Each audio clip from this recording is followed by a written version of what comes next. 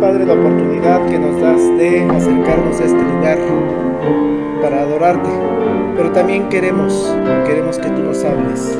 Permite que yo sea solamente ese instrumento que le permita a la iglesia escuchar tu mensaje, y que la iglesia Getsemaní salga hoy con tu palabra en su mente, en su corazón, dispuesto a aplicarla en su vida.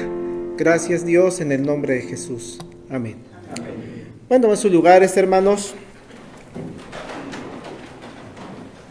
Sí, no voy a hablar de ese pasaje tan complicado de repente, ¿verdad? De la mujer Cayen. Ese es para otro tema, otro análisis. Nos vamos a ir por el de lenguas, el hablar en lenguas un poquito. Pero más que allá de hablar en lenguas, vamos a partir del último versículo que leímos, hacer todo decentemente y con orden. Y es que, hermanos, durante este mes, aquí en la iglesia hemos tenido la oportunidad de que estamos revisando algunos de los puntos característicos que tenemos como iglesia presbiteriana. Sabemos que somos una iglesia cristiana porque creemos en Cristo. Somos una iglesia evangélica porque llevamos el mensaje de la buena noticia, el evangelio de Jesucristo al mundo. Somos una iglesia presbiteriana por la forma en la que nos organizamos, con ancianos de iglesia que son los que dirigen la iglesia. Presbítero significa anciano. Pero también hemos visto durante este mes que somos una iglesia confesional. Y platicábamos en aquella ocasión que tenemos una serie de documentos donde viene la confesión de fe. ¿Qué es lo que creemos como iglesia? La confesión de fe de Westminster, la confesión de fe de belga, la escocesa, e incluso los catecismos que también forman parte de este grupo confesional. Pero además también ya tuvimos la oportunidad de ver aquel tema tan controversial también de repente, la predestinación, que Dios eligió a algunas personas para salvación. Y decíamos, la predestinación, el que Dios haya elegido personas, no está peleado con evangelizar, es todo lo contrario. Nos impulsa a llevar la buena noticia al mundo. Un tercer tema que apenas veíamos la semana pasada era predicar sobre las marcas que vamos a encontrar en una iglesia verdadera. De entre todas las iglesias que existen en el mundo, en la ciudad, y decíamos incluso aquí en Coyoacán, ¿cómo identifico una iglesia verdadera? Y hablábamos de la correcta predicación de la palabra de Dios, es decir, basamos nuestras predicaciones en la palabra, no en lo que cree el pastor, el ponente, no, es la palabra la que va a hablar. Impartir los sacramentos de forma correcta y la aplicación de la disciplina, que llevamos un orden. El día de hoy es un cuarto tema de nuestra iglesia presbiteriana. Y quiero partir del texto que les decía al final del pasaje que leímos. Muy seguramente nosotros lo identificamos como un texto característico de la iglesia presbiteriana, porque los presbiterianos decimos: haced todo decentemente y con orden. Ah, cómo nos gusta ese texto. Decentemente y con orden, y por eso todos bien cuadraditos aquí en nuestro culto, muy organizadito todo, ¿no? En una primera instancia, hermanos, quisiera detenerme a pensar un poquito de forma más detallada las palabras que se están utilizando en este texto. ¿Por qué? Porque cuando leemos hágase todo decentemente, esa palabra de repente en la época actual nos lleva a pensar a muchos de nosotros, por ejemplo, en aspectos sexuales. Por ejemplo, si vemos a una persona que entra y trae la falda arriba de la rodilla, ¡qué indecente! Es nuestra frase que de repente hacemos, ¿no? O es algo que no es decente. Y habrá iglesias, congregaciones que le diga, señorita, por favor, vista decentemente, porque así lo dice la Escritura, decentemente y en orden. Lo mismo para el uso en el caso de la mujer de un escote, otro tipo de ropa, pero cuando leemos que todo se debe hacer todo decentemente, pues encontramos a veces iglesias donde incluso se prohíbe la entrada a personas que no traen la vestimenta decente. Hace unos años, llevar pantalón, el caso de la mujer. No podía entrar la mujer con pantalón al templo. Mucho de ello basado en este pasaje es que la mujer no usa pantalón, no es decente. Y entonces, pues hay que usar cuello de tortuga y hay que usar falda hasta los tobillos, y hay congregaciones actuales que así es el código de vestimenta en ese lugar. Pero hermanos, fíjense que la palabra decentemente es muchísimo más profunda. Es una palabra hermosa que los invito a que no nos quedemos con ese contexto actual del significado de decente o decentemente. Y para ello hay que profundizar en el origen de la palabra. El contexto en el que lo escribió Pablo, porque esta palabra decentemente está en un escrito de hace 2000 años. ¿Qué era ser decentemente hace 2000 años? El ejemplo que les puse es la época actual, hace 20, 30 años. ¿Qué era para Pablo decentemente? La palabra, hermanos, decentemente, en realidad es una palabra griega, la que utilizó Pablo. Recordemos que el Nuevo Testamento está escrito en griego, y un griego antiguo. Y la palabra que aparece ahí en el griego, euskemonos. Euskemonos es la palabra exacta que utilizó Pablo. Pero ¿qué es euskemonos? Es una palabra que en el origen griego tiene dos partes. La primera de ellas, eu, y la segunda, eskemonos. Eu, hermanos, es una belleza de palabra. ¿Por qué? Porque eu significa bueno, agradable, hermoso. Bueno, agradable, hermoso, y voy a estar repitiendo estas palabras de forma constante. Entonces, podemos ir entendiendo un poquito la raíz tan hermosa cuando pensamos en la palabra, por ejemplo, eutanasia. Morir, bonito. Morir, agradable. Un morir hermoso. Hay otra palabra también que probablemente han escuchado, eufemismo. Cuando usamos una palabra bonita, agradable, en lugar de una palabra que no nos gusta. Por ejemplo, allá en la Biblia, ¿no? Cuando Saúl va a realizar sus necesidades fisiológicas, no dice, entró a la cueva a hacer, como le llamamos, pipí, popó. ¿Por qué? Porque suena muy duro para muchos de nosotros. ¿Cómo dice la Biblia? Usa un eufemismo. Fue a cubrir sus pies. Ese es eu. Hacer algo bonito, hermoso. Y entonces, eu, esquemonos, que viene de la palabra esquema propiamente. Y esta segunda parte de la palabra se traduce como la forma en la que respondes a la presencia de un hombre. O dicho de otra forma, cómo impresiona las características de alguien a las demás personas. Pone de ejemplo este diccionario: su porte, su gracia, su forma de hablar. Eso es esquemonos. Y entonces, esquemonos, algo bonito, algo agradable.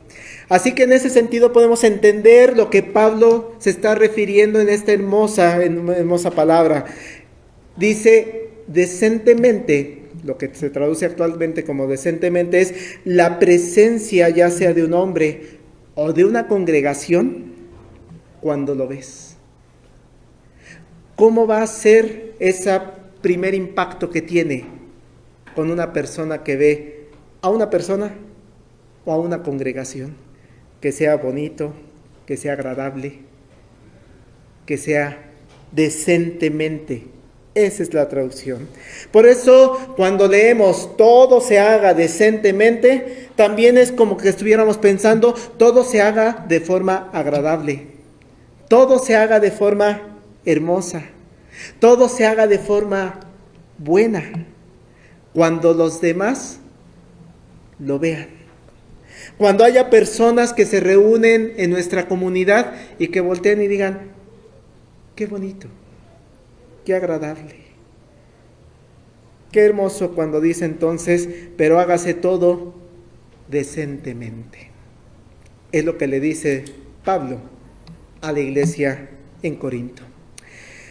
La segunda palabra que quiero resaltar, que utiliza Pablo, dice, y con orden. Hacer todo decentemente y con orden. Aquí la palabra griega que utiliza Pablo es taxín, que es una palabra que en aquellos tiempos, hace 2000 años, lo utilizaban principalmente en el ámbito militar, haciendo pensar a la persona que utiliza esta palabra en un campo militar romano de la época de Pablo, el cual dicen los escritores de la época, era impresionante porque se veía a los ejércitos romanos, al ejército romano con mucho orden. Dicen los historiadores, hasta era agradable ver cómo se acomodaban todos. Hermanos, hay los que disfrutamos mucho el 16 de septiembre aquí en México. Yo lo disfruto, nunca he tenido la oportunidad de ir en vivo, pero cómo me encanta todo ese desfile, cómo los soldados están bien paraditos y aguantan horas parados, firmes, derechitos, todos con el mismo pie al mismo tiempo, todos voltean a ver al presidente al mismo tiempo. Eso es orden, eso es taxín. Todos los movimientos son sincrónicos y si hay un movimiento en falso se detecta que se salió del orden. Apenas en este último desfile por ahí se les metió un perrito, ¿no? Y el soldado tuvo que hacer todo un malabar para poder seguir en esa sincronía. Ese es orden. Y entonces Pablo le está diciendo a la iglesia de Corinto, pero hágase todo decentemente y en orden. No quiero dejar de resaltar, hermanos, que esa palabra decentemente y orden viene antecedida por todo. Eso es lo que le está pidiendo Dios, Cristo, a la iglesia actual y a la iglesia Getsemaní de Coyoacán. Que todo lo que hagamos como iglesia, lo hagamos de tal manera que las personas que nos visitan por primera vez, o que los que asistimos de manera regular todos los domingos, veamos que todo se hace agradable, hermoso, decentemente y en orden. Y pensemos un poquito, hermanos. Nuestro culto de adoración de las 11 de la mañana, ¿cómo tiene que ser? Bello, hermoso, decente y con orden. Pensemos en nuestro saludo. De repente hay congregaciones que el saludo les cuesta trabajo porque sienten que se pierde el orden. Y entonces nada más nos saludamos de lejitos. Y aquí ustedes han visto y lo vamos a ver. Nos pasamos, cruzamos bancas. ¿Por qué? Porque nuestro saludo como iglesia debemos procurar que sea bello, hermoso, decente y con orden.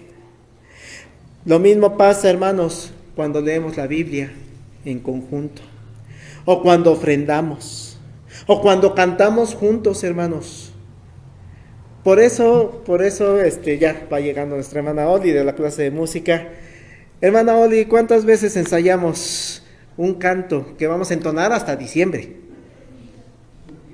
Y la hermana Oli nos tiene, pero cuadraditos, porque dice, ese canto tiene que ser bello, hermoso, decente, con orden. Por eso, no es que el pastor llega aquí y pues abro la Biblia. Vamos a predicar sobre 10 leprosos son limpiados, porque es ahí donde se abrió la Biblia y donde, ¿no? Ustedes han visto que hay un programa de predicaciones, que el pastor en compañía, muchas de las veces con el ministro de Educación, van programando para hacer todo hermoso, decente y en orden. Se programan no nada más los mensajes a predicar, se programan las clases de los niños, los jóvenes. Las hermanas saben qué van a hablar allá. ¿Cuál es la clase de ese día? Y qué decir, hermano Marco, ¿verdad? Y hermana Elsie, la Escuela de Formación Cristiana. Hasta traen su presentación porque se prepara las clases. Cuando pensamos entonces en todo lo que se hace en la iglesia, podemos incluso incluir aspectos de limpieza, presentación de nuestro templo, de los salones, e incluso la puntualidad de nuestras actividades. O ya viene Navidad, hermanos, incluso la forma en la que vamos a decorar nuestro templo, ¿no? Qué hermoso, hermanos, que nuestro Dios nos está diciendo en esta mañana, Iglesia Getsemaní, hágase todo decentemente y con orden. Enorme reto nos pone el apóstol Pablo. Cuando profundizamos en el fondo de las palabras y ya vemos, pues, la falda arriba abajo es muchísimo más profundo. Pero quiero ampliar esta información de este reto que está poniendo Pablo a la iglesia de Corinto, porque quiero resaltar ahora que le está pidiendo decencia, le está pidiendo orden a la iglesia que se reúne en la ciudad llamada Corinto. Una ciudad de hace 2000 años. O sea, ya tiene bastante tiempo esa ciudad. Pero les recuerdo, porque en algún momento lo hemos comentado. Corinto. Corinto era una ciudad que tenía una riqueza comercial sobresaliente. ¿Por qué? Porque estaba ubicada a la orilla del mar y tenía un puerto, y entonces eso que genera que llegue mucha riqueza, que llegue mucho intercambio de mercancías, pero también llegan muchas culturas, e incluso a una ciudad como Corinto van a llegar muchas religiones en una misma ciudad. Y esa apertura o amplitud cultural que existe en una ciudad como Corinto, que suena semejante a la Ciudad de México, abre la posibilidad de que corrompa a las personas que ahí se encontraban. ¿Por qué? Porque empiezan a entrar muchas prácticas. Es que en mi religión se acostumbra a la prostitución sagrada, por ejemplo. ¿Sí? Mujeres que se dedican a la venta del cuerpo en el interior de sus templos. Es que en mi religión se acostumbra al sacrificio de...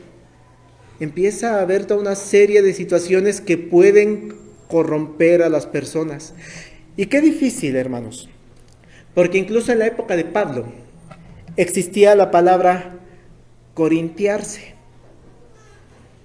Corintiarse era vivir como los corintios. Y es muy triste el ejemplo que voy a poner tal vez, porque pensando en ejemplificar esto decía, ¿cuál sería el equivalente a decir corintiarse? Porque corintiarse era pensar en una persona, dice, disoluta, corrompida, una persona mala. Y si les digo, híjole, vengo de Tepito, a veces pensamos eso, ¿no? esos estereotipos. No estoy diciendo que las personas que viven en Tepito, todas, son malas, pero sí nos lleva a pensar en ese aspecto negativo. Eso era Corinto, hermanos. Corinto era una ciudad disoluta y licenciosa, en donde Dios permite que surja una iglesia cristiana.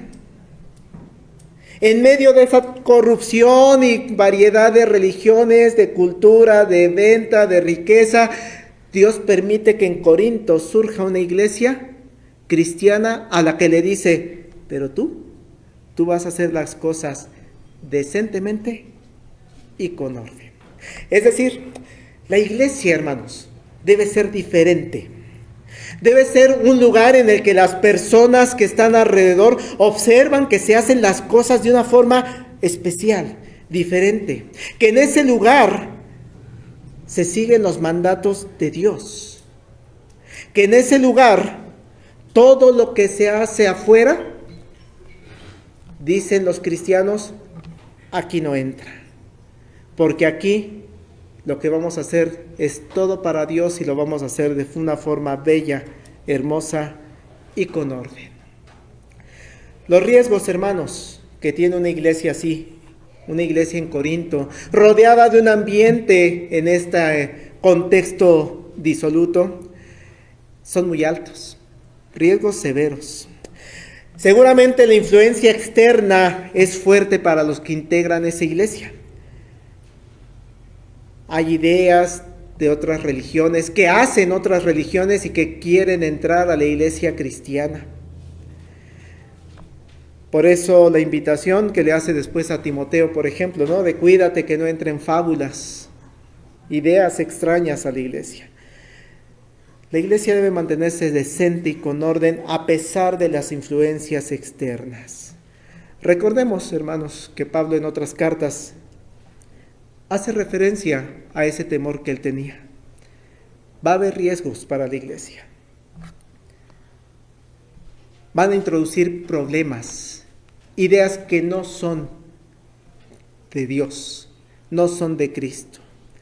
Se van a tratar de introducir de manera externa malas enseñanzas.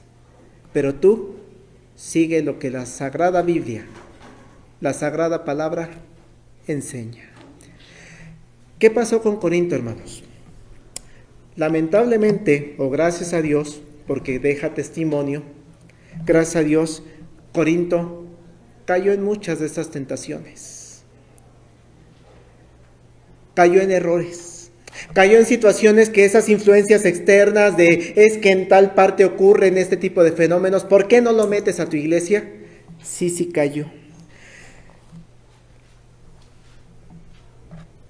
Por ejemplo, cayó el don de lenguas, una práctica que empezó a surgir en la iglesia de Corinto. Vengan en su Biblia, hermanos, el pasaje que leímos, bueno, todo el capítulo, no leímos todo el capítulo, pero vamos a ir viendo partes del capítulo. Primera de Corintios, capítulo 12, por favor.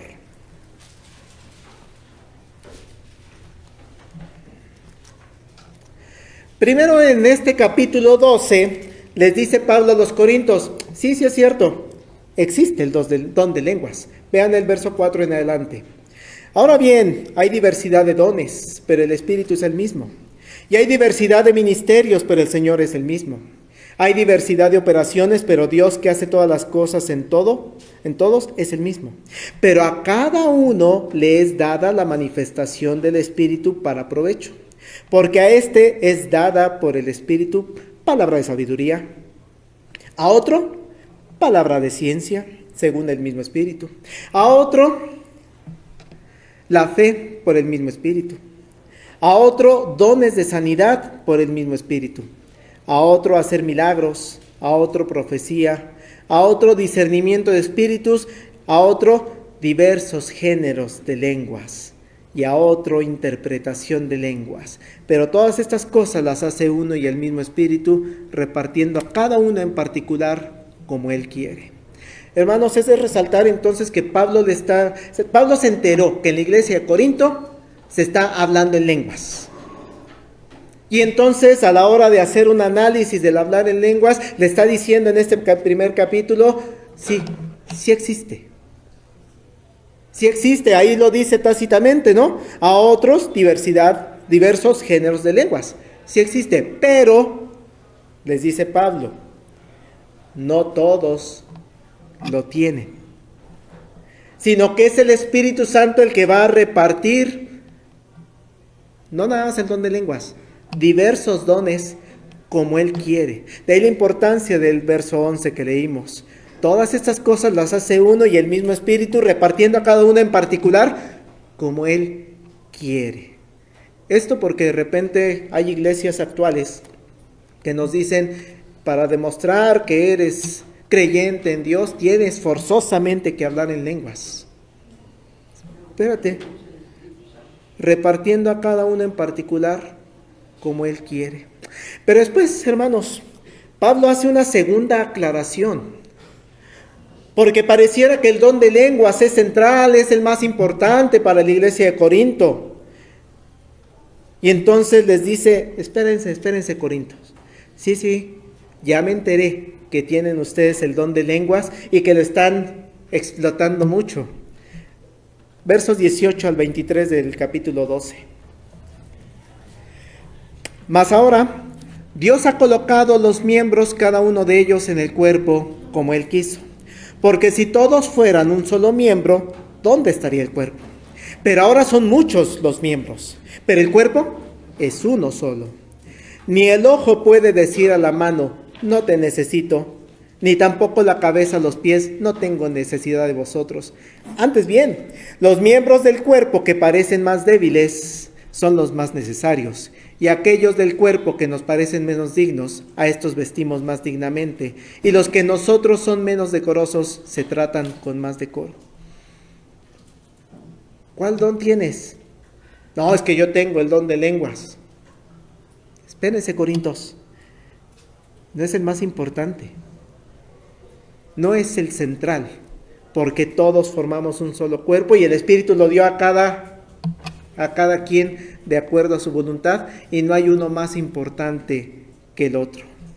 Pero hermanos, no solamente Pablo deja ahí este punto de los dones, sino que todavía les remata diciéndoles verso 30 y 31 en ese capítulo. ¿Tienen todos dones de sanidad? ¿Hablan todos lenguas? ¿Interpretan todos? Procurad pues los dones mejores, mas yo muestro un camino aún más excelente. Me gusta mucho cómo lo dice otra traducción lenguaje actual. No todos pueden hablar idiomas desconocidos, ni todos pueden entender lo que se dice en esos idiomas. Está muy bien que ustedes quieran recibir del Espíritu las mejores capacidades. Yo por mi parte voy a enseñarles algo más importante que hablar en lenguas, hermanos. El camino que les muestra Pablo a los corintios es, espérate, hay otros dones, pero aún más allá de los otros dones que existen, hay un camino más importante. Y llegamos al capítulo 13, versículo 1, hermanos. Si yo hablase lenguas humanas y angélicas y no tengo amor, vengo a ser como metal que resuena o címbalo que retiñe. Aún más importante que todos los dones, que el don de lenguas que decían los corintios tener, es el amor.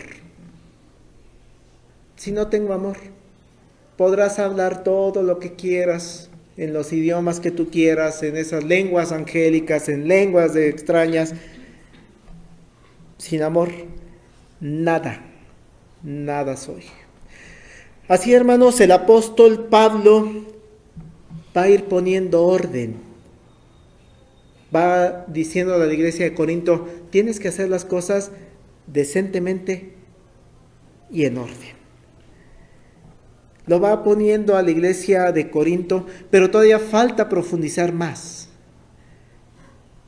Y para ello, vean, dedica todo el capítulo 14 a poner en orden esto de hablar en lenguas. Den vuelta, por favor, al capítulo 14. Ya ahora deja de hablar de los dones en general y ahora se va a ir en específico al asunto que está tratando aquí. El don de hablar en lenguas. Y muy en particular les va a dejar acotadas muchas de las cosas que la iglesia actual debe tener presente. Versos 4 y 5. El que habla en lengua extraña, a sí mismo se edifica, pero el que profetiza edifica a la iglesia. Así que quisiera que todos vosotros hablaseis en lenguas, pero más que profetizáis. Porque mayor es el que profetiza que el que habla en lenguas, a no ser que las interprete para que la iglesia reciba edificación. Hermanos, le está diciendo a los corintios, sí, se podrá dar caso en tu iglesia de que se está hablando en lenguas, pero es más importante que prediquen la palabra. Es más importante predicar el evangelio de Jesucristo, llevar la palabra de Dios. Eso es profetizar. Esa es la función de un profeta. Porque el que habla en lenguas se edifica para sí mismo y lo central en la iglesia, en la comunidad, es edificarnos todos en conjunto. Por otro lado, dice el verso 4 y 5. 4 y 5. El que habla en lengua extraña a sí mismo se edifica, pero el que profetiza edifica a la iglesia. Así que quisiera que todos vosotros hablaseis en lenguas, pero más que profeticéis, porque mayor es el que profetiza que el que habla en lenguas, a no ser que las interprete para que la iglesia reciba edificación. Es decir, debe haber interpretación. Sí, dice Pablo, se puede dar el caso. Pero si se pone a hablar, había hace unos meses, ¿no? Una mujer que hablaba a alguien, ¿no? Y nadie le entendía. De nada sirve. Hermanos, las cosas que ocurren en la iglesia son para edificación de la misma iglesia. Por eso ponerse a decir palabras sin sentido no forma parte de la edificación de la iglesia.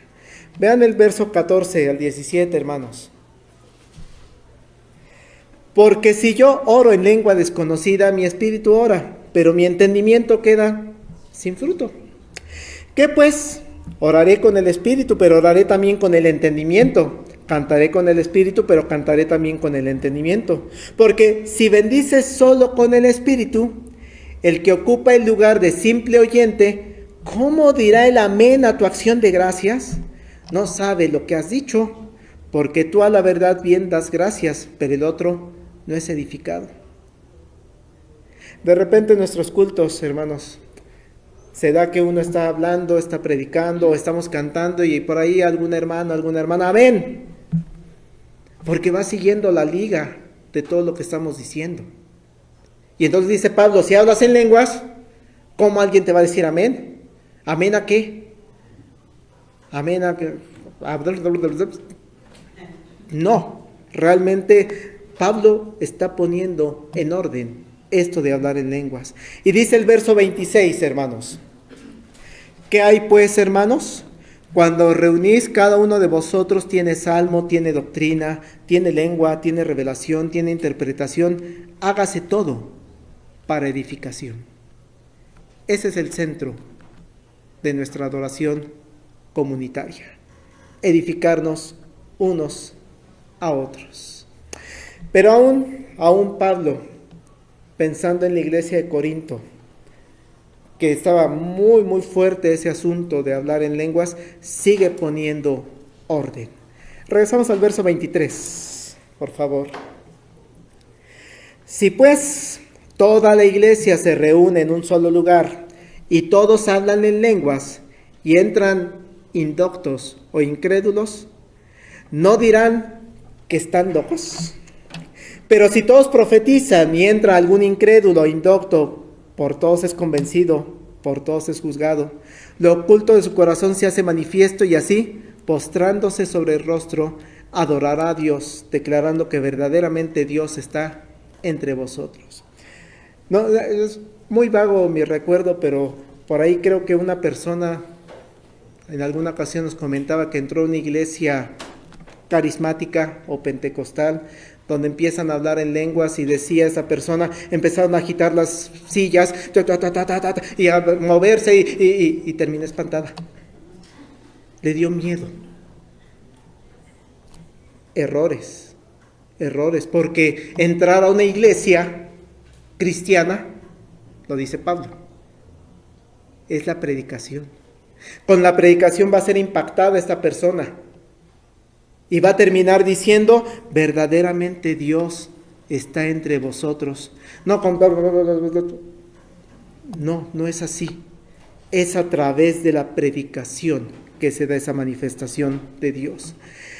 Así, hermanos, creo que a estas alturas estamos ya en posibilidad de detectar hacia dónde nos está llevando Dios con estas indicaciones del apóstol Pablo a la iglesia actual.